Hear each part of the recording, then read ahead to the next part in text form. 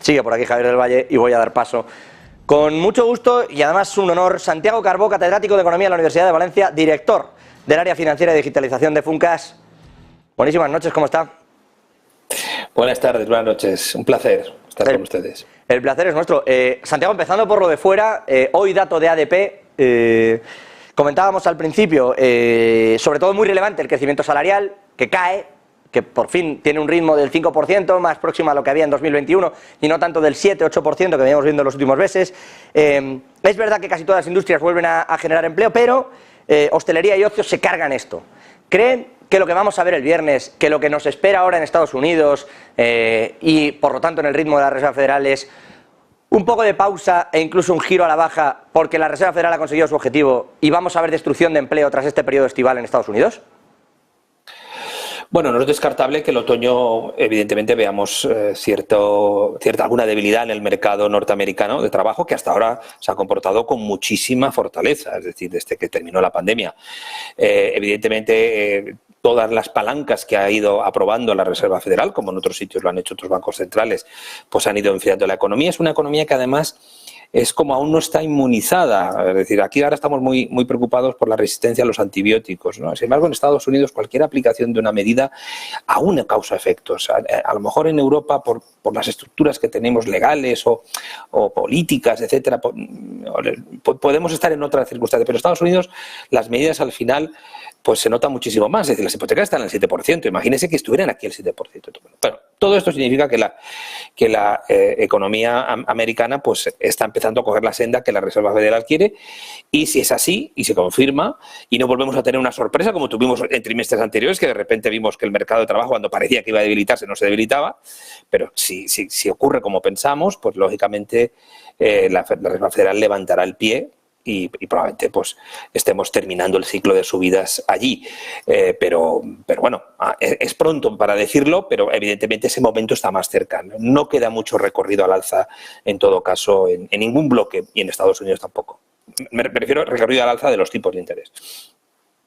Le saludo también Javi del Valle en el estudio acerca de la ADP, Javi. Muy buenas tardes, Santiago. Le quería preguntar yo, bueno, ha mencionado más que ADP, porque ya nos ha respondido sobre el tema del mercado laboral.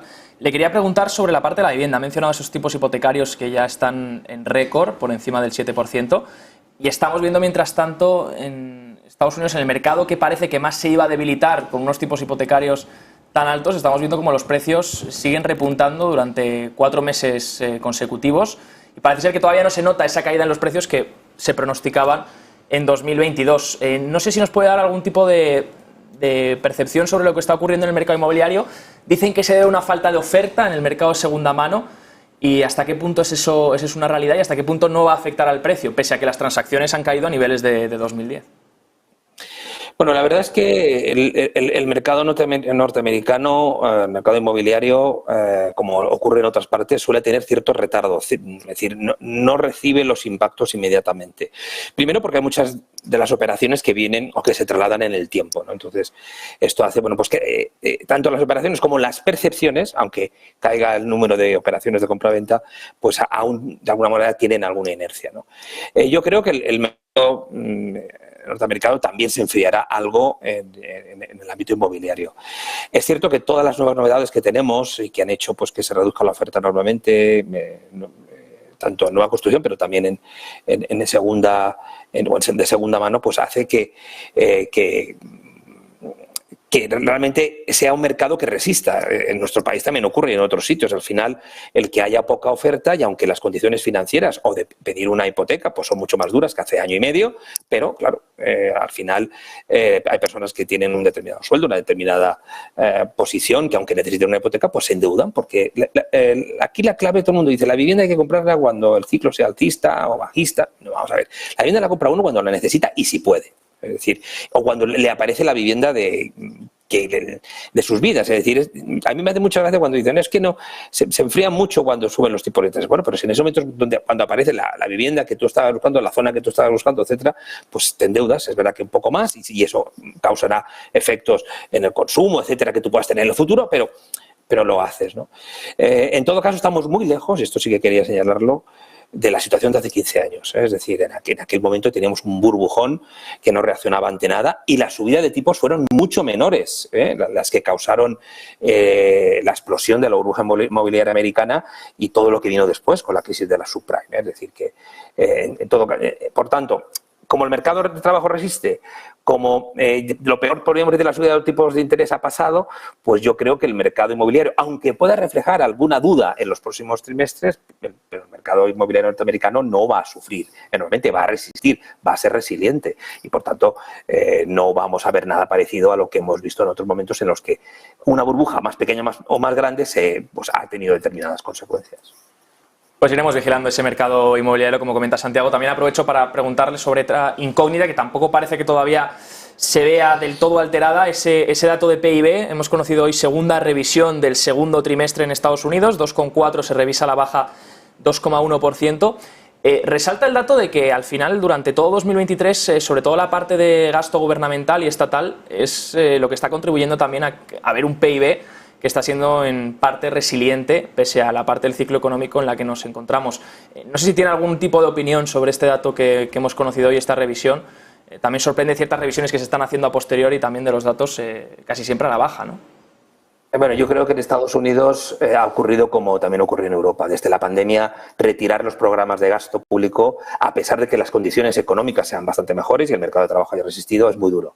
Es duro porque al final los gobernantes prefieren casi siempre dar buenas noticias a dar las malas. Y no olvidemos que dentro de 1 año y 3 meses, 2 meses, tenemos las elecciones norteamericanas en las que va a volver a haber una pugna enorme, muy probablemente, si los jueces lo permiten, pues otra vez tendremos a Trump y del otro lado tendremos a Biden. Y Biden, por supuesto, no quiere eliminar ninguna posibilidad, podemos decir, de apoyo a lo que es la población y probablemente de sus políticas, que son políticas fiscales pues más expansivas que las que podría estar practicando Trump, aunque Trump también tuvo que practicarla al final por la pandemia.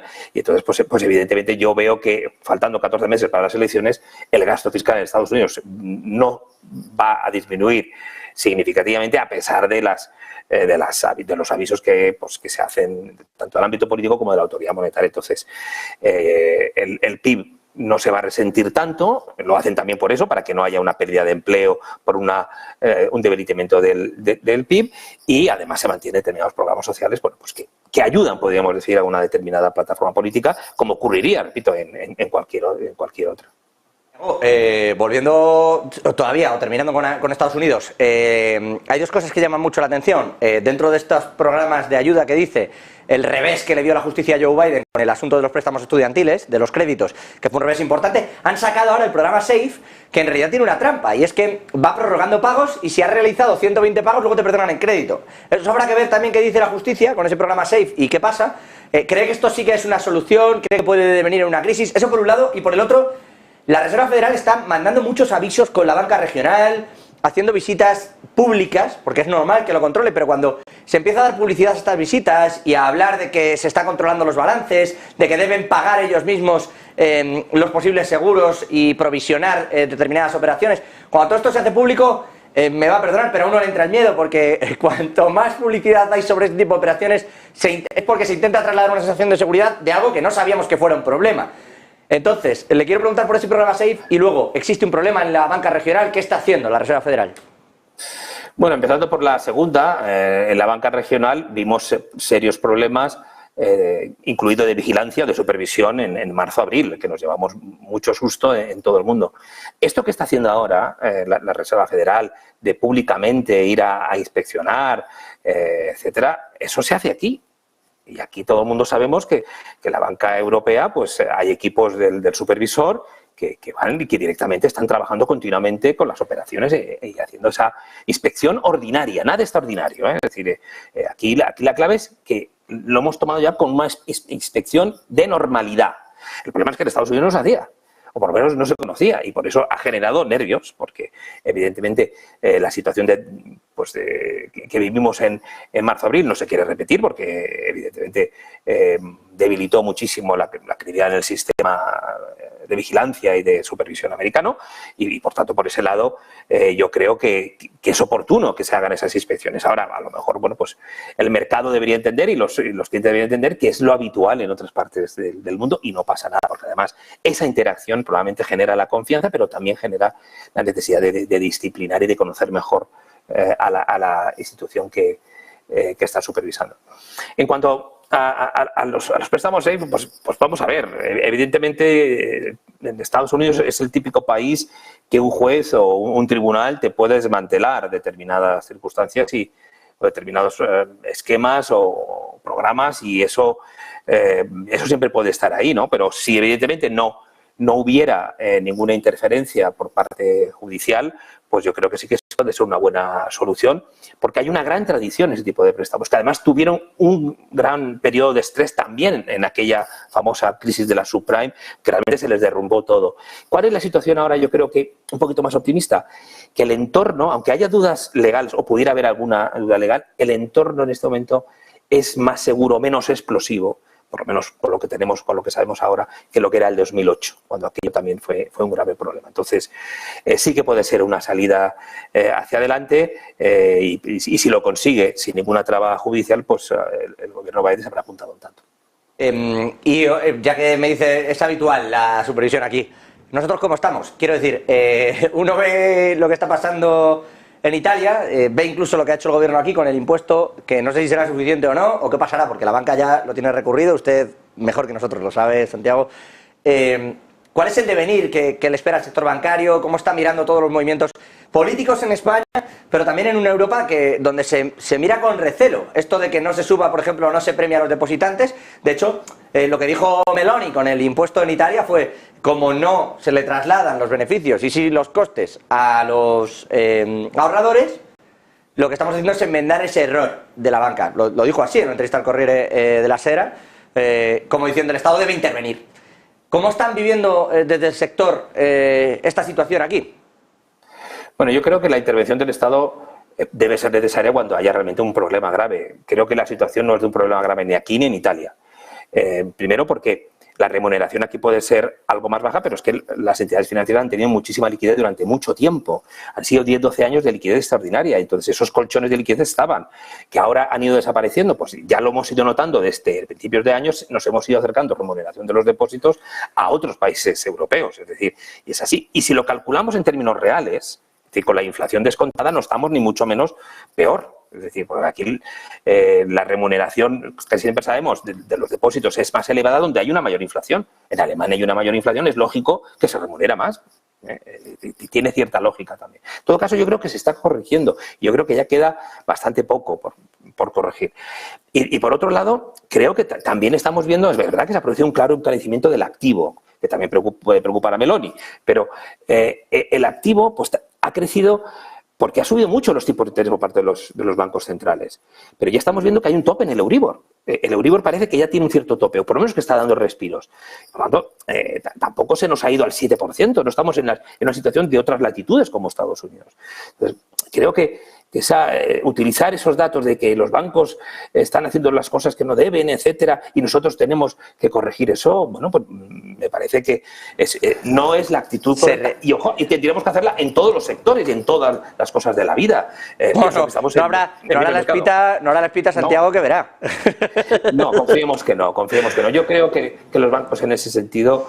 ¿Pero van a empezar a remunerar los depósitos? ¿O todavía no se están remunerándolos? Bueno. Es decir, si uno coge las estadísticas del Banco de España, se ha producido un acercamiento clarísimo. Y si lo calcula en términos reales, es decir, descontada la inflación, es mucho más claro. Bueno, no vamos a ver. Lo que no vamos a ver es guerra de depósitos, ¿no? Como vimos en su momento, aquella crisis de deuda... Yo no lo descarto, ¿eh? Yo no lo descarto porque quizás sea necesaria también para captar capacidad de crecimiento del balance. Y muchas empresas financieras, muchos bancos pueden en un momento determinado, vamos a remunerar porque quiero crecer, que crezca el balance y quiero expandirme de alguna manera. Bueno, yo no lo descarto para nada. Mirando a los estados políticos, le preguntaba yo también, bueno, no sé si el de España le preocupa un poco en la deriva en la que estamos entrando. Bueno, vamos a ver, lógicamente hasta que no tengamos un gobierno no sabemos lo que va a pasar, ¿no? Evidentemente somos un país que tenemos el paraguas de la Unión Europea que nos ayuda muchísimo y encima ahora estamos en la presidencia, ¿no? Entonces creo que en ese lado tendríamos que estar tranquilos, que institucionalmente estamos preparados, y lo que sí que es importante es que el nuevo gobierno se dé cuenta de que es un país que lleva mucho tiempo sin hacer reformas importantes que mejoren la capacidad de crecimiento. Y no estamos hablando solamente como un economista, porque estoy hablando como un economista que quiere que su país crezca para a lo mejor luego, evidentemente, pues crear circunstancias sociales favorables para todos. Pero sin crecimiento se nos están acabando las palancas. Es decir, para seguir creando programas de apoyo o esas aspiraciones que podamos tener socialmente, ¿no? Y llevamos mucho tiempo sin hablar de productividad, sin hablar de crecimiento, porque es un tema antipático. Es decir, porque al final es como decir, oiga, es que nos tenemos que sacrificar un poco. Y yo creo que eso no es nada malo, siempre que lo que se logre, pues lógicamente sea un crecimiento, un aumento de la remuneración de todos, porque si la productividad crece, la remuneración crece, y todos esos proyectos sociales que queremos también los podremos cumplir. Con las que se está trabajando en la investidura de nadie, ¿eh? Estas que comentas. Bueno, yo lo que creo que no está... lo que me preocupa es que no está esto en el... No está ni encima de la mesa, no. No está encima de la mesa, ese es el gran problema. Entonces, son temas que no van a resolver la viabilidad de la economía española a unos años vista. No hablamos a 10, a unos años vista, que es lo que tendríamos que ver y preocuparnos, porque tenemos cosas que nos presionan enormemente. Un corsé de las pensiones, un corsé de la falta de competitividad en determinados sectores, un envejecimiento de la población, es decir, que hay cosas que nos aprietan. Santiago, sacándole de aquí, y le dejo marchar ya, pero sé que acaba de volver de Argentina. ¿Cómo ve usted la situación allí? ¿Qué le parece todo este ascenso del señor Milei? ¿Es, como dicen algunos ya, la pura desesperación de los argentinos que en realidad, según reciben el sueldo, compran los dólares oficiales que pueden y luego compran dólar blue? ¿O cómo vive usted, cómo ve esa situación y qué cree que va a pasar en octubre allí en Argentina? Bueno, la verdad es que el debate está en la calle. Es decir, cuando uno toma un taxi, yo he tenido que tomar muchos, pues lógicamente te cuentan cómo lo ve cada uno, ¿no? Milei está fuerte, es así, es cierto, pero tiene que ganar aún. Es decir, lo que logró hace 2 semanas en las primarias no tiene por qué ratificarse. No olvidemos que los otros 2 candidatos también son fuertes y sus partidos también, ¿no? En cuanto a lo que ofrece, pues a mí lo que me preocupa es que luego no tenga base con la realidad. Es decir, luego, evidentemente, eliminar ministerios, plantear la dolarización. Por favor, la dolarización no puede volver. Es decir, Argentina no puede depender de las decisiones de la Reserva Federal sobre los tipos de interés y que de repente se salga el dinero de Argentina. Es decir, como ocurrió en el 2001, la experiencia cuando el presidente era de la Rúa y con el Corralito. Es decir, eso no puede volver. Yo supongo que eso se lo explicarán, porque parece que está rodeado de algunas personas, podríamos decir, notables en el ámbito económico, ¿no? ¿Cuál es para mí el mayor riesgo? De un país muy culto, de un país preparado, en el que tienen la educación gratuita. Es probablemente uno de los pocos países latinoamericanos, atraen el talento también de otras partes de Latinoamérica, pero un salario medio es 500, 600 dólares. Es decir, por supuesto, traducción de pesos, eso, pues imagínese, es decir, en qué situación está, ¿no? ¿Cuál es para mí la preocupación? Pues que se produzca una nueva decepción, es decir, que llegue un candidato que realmente vuelve a generar una gran expectativa y se produce otro batacazo, porque ya llevan por lo menos 30 años de batacazos. Y eso, pues lógicamente, en una sociedad, eso sí, avanzada, afortunadamente, y repito, culta y con aspiraciones. Me sorprendió ver el análisis crítico que hacían los jóvenes sobre su futuro. Yo quisiera que en mi país o en Europa tuviéramos esa misma capacidad. No tienen culpa nuestros jóvenes, sino que probablemente el ambiente no lo facilita. Y ellos se dan cuenta que tienen un grave problema económico y que les está de alguna manera cercenando el futuro, ¿no? Y bueno, y ese es el gran problema. Yo aún no creo que sea inevitable la victoria de Milei, porque, bueno, es decir, el candidato peronista Massa pues es fuerte y la otra Pato Bullrich pues también la otra candidata también tiene su capacidad. Ahora, sí. Los argentinos están hartos y entonces pues esa alternativa de repente radical pues puede despertar atractivo como gran esperanza. Claro, como un poco la sensación de que nada antes ha funcionado. Bueno, evidentemente, pero si las propuestas que se hacen tampoco tienen mucha lógica, no significa que vayan a funcionar. No, claro. Lo de antes no ha funcionado. Lo que además ha producido mucha corrupción, que es otro gran elemento. Claro. Lo que dirá Milei es que a lo mejor dependemos de la Reserva Federal y pasa como con De la Rúa o pasa como con la crisis del tequila en México en el 94, tras la decisión de Greenspan. Sí, Bueno, puede ser que todo eso pase, pero ¿y los años que vamos a vivir? Bueno, puede ser, pero el batacazo luego será tremendo y además se acordarán que 10 años, 20, 30 años antes ya habían tenido el mismo problema y eso un poco es una depresión continuada que no es buena. Santiago Carbó, catedrático de Economía de la Universidad de Valencia, director del área financiera y digitalización de Funcas. Como siempre, un gusto contar con usted aquí en Negocios Televisión. Mil gracias y un abrazo. Un abrazo. Nosotros no frenamos, vamos a